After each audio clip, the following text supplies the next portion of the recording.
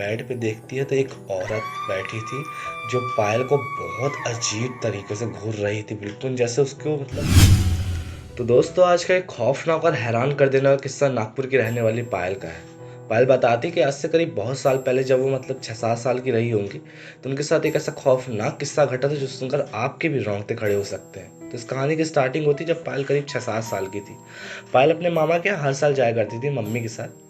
हर साल का सब कुछ बढ़िया चलता था वहाँ पे, जब भी जाती थी उनके मामा के और भी लड़के बच्चे थे, उनके साथ खेलना खेलना बहुत सही चलता था सब कुछ। यही वहीं की बात है कि उनके घर से ना कुछ दूरी पे एक छोटी सी दुकान हुआ करती थी। वैसे नहीं होता, दरवाजे में थोड़ा बहुत कुरकुरे टांग लिए, बिस्किट टांग लिए, दुकान बन जाती है। तो वैसे एक छोटी सी दुकान हुआ करती थी, जहाँ जाया करते थे, ठीक है। तो पायल और उनके मामा का एक लड़का था, वो भी छोटा सा था, ठीक है। तो वो दोनों दुकान जाया करते थे।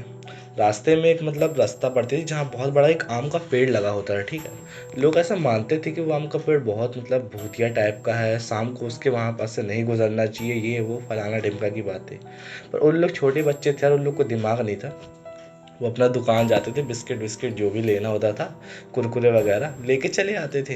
एक दिन की बात है कि पायल और उसका जो छोटा वाला भाई था ना, मामा का लड़का, वो जब गए हुए थे तो लौटते में पायल को जमीन के पास एक लॉकेट पड़ी दिखाई देती है। वैसे तो पायल इस टाइप की थी नहीं कि कुछ भी उठा ले, पर पता नहीं उस लॉकेट को देख के उसका मन अजीब सा करता है कि उसको उठा लूँ। 2 सेकंड सोचती है, आखिरकार उसको उठा के ऐसे लेती है और जेब में डाल लेती है। पता नहीं क्यों लॉकेट उसको बहुत अच्छा लगता है, वो रख लेती है, उसके पैंट में। पैंट रखे रखे शाम होती है, रात होती है, ठीक है। किसी को नहीं बताती कि वो मेरे पास कोई लॉकेट वॉकेट है, ठीक है। रात होती है, सोने की तैयारी करते हैं। उस टाइम पे क्या होता था कि उसकी मम्मी और उसकी जो मामी लोग थी एक तरफ सोती थी और पापा और मामा लोग एक साइड अलग सोते थे, ठीक है। तो रात में सोते वक्त ना पायल को अपने दरवाजा, उनका रूम उतना कुछ खास बड़ा नहीं था, तो रूम के दरवाजे के बाहर एक लेडीज खड़ी दिखाई देती है, जो ना हिल रही थी ना बिल्कुल किसी की तरफ देख रही थी, बस एक टक्का बिल्कुल पायल की साइड देख रही थी। पहले पायल को थोड़ा अजीब लगता है, पर उसको लगता है कि मोहल्ले की काफ़ी लेडीज़ हैं जो आती जाती रहती हैं घर में, तो उतना ज़्यादा ध्यान नहीं देती यार, ठीक है। इग्नोर करती है। आखिरकार दूसरा दिन आता है। दूसरे दिन उन लोग वापस आने की तैयारी में थे जहाँ उनका घर था। तो तैयारी होती है, सब कुछ सही सॉर्ट था, ऑटो करते हैं, बस करके वापस करके अपने घर आ जाते हैं, ठीक है। सब कुछ सही था। अब जब वो घर आते हैं तो वहाँ पे भी जैसे ही वो पायल अकेली होती थी, उसको अपने घर के दरवाजे के बाहर एक लेडीज़ खड़ी दिखाई देती थी। वही लेडीज़ जो उसको अपने मामा के यहाँ दिखी थी।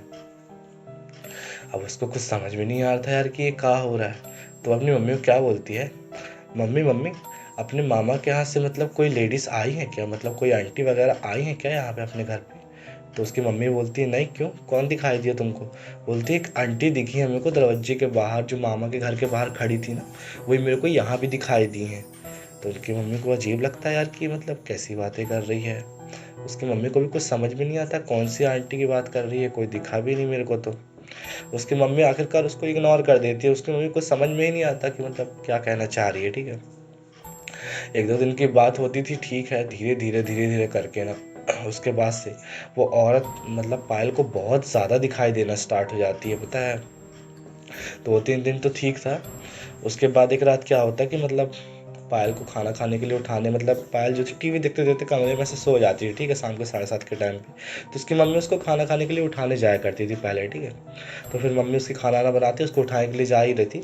कमरे का दरवाज़ा खोलती है कि बेड पे देखती है तो एक औरत बैठी थी जो पायल को बहुत अजीब तरीके से घूर रही थी, बिल्कुल जैसे उसको वो बिल्कुल मारने आई है इस तरीके से घूर रही थी।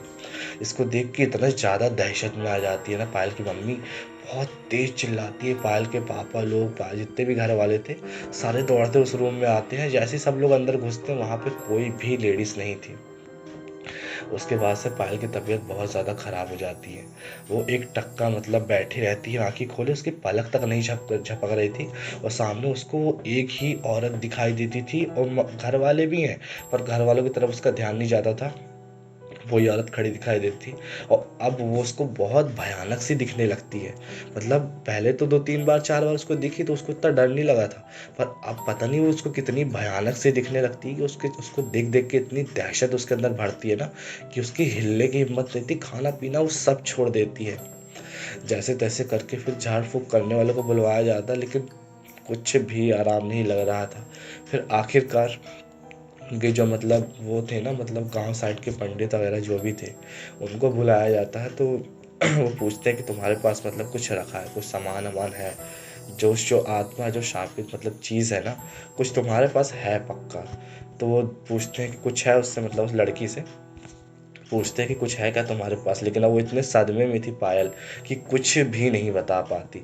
आखिरकार ढूंढा का खोली मस्ती है, सामान वामान देखते हैं, पूरा कपड़े वपड़े में चेक करते हैं। तो उसको उसी पैंट में, जिस पैंट मतलब वो पैंट नहीं पहनी थी जब दुकान गई थी, तो उसी पैंट में उनको एक लॉकेट दिखाई देती है। वापस लॉकेट को मांगते हैं, मंत्र अंत्र पढ़ते हैं थोड़ा सा, ठीक है। उसके बाद बोलते हैं इस लॉकेट को जितना हो सके पास के किसी तालाब या पानी आने में कहीं पे इसको विसर्जित करके आओ। इस घर में अगर ये एक दिन भी रुके तो अब मेरे को नहीं पता क्या हो सकता है। आखिरकार उसके जो पापा थे पायल के, मतलब किसी किसी के साथ जाते हैं, तुरंत उसको पास के ही किसी तालाब में फेंक के आते हैं। उसके बाद बहुत उसके मतलब वो होती है, झाड़ फूक होती है, बहुत मतलब इलाज चलता है।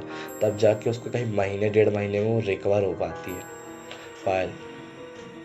तो पायल का ये हैरान कर देने वाला किस्सा बहुत साल पुराने का था, लेकिन आप लोग को कमेंट करके बताओ कैसे लगती है कहानियाँ। और नेक्स्ट स्टोरी के लिए सब्सक्राइब कर लेना। मिलते हैं नेक्स्ट स्टोरी में, तब तक के लिए टाटा बाय बाय, जय श्री राम।